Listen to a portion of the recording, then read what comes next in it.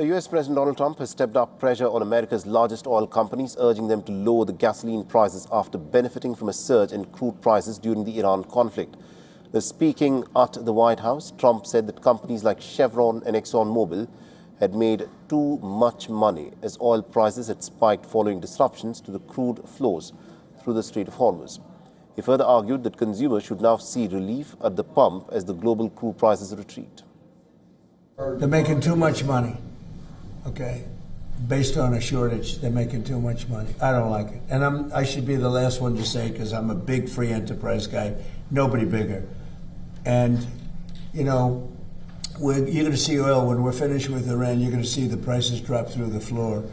But they made too much money, too much money. Chevron, too much money. ExxonMobil, too much money.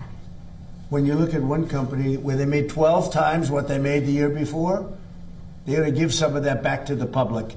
And they better cut the retail price, the consumer price.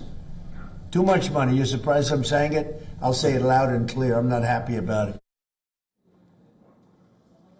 Trump said that he was in fact unhappy with the industry's profits. However, oil companies do not directly set gasoline prices in the United States.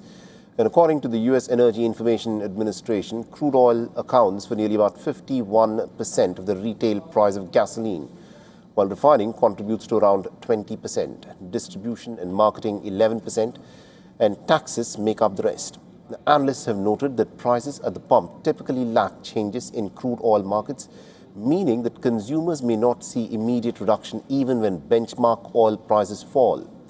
The issue has become politically significant as the rising fuel costs continue to weigh on American households ahead of the November midterm elections.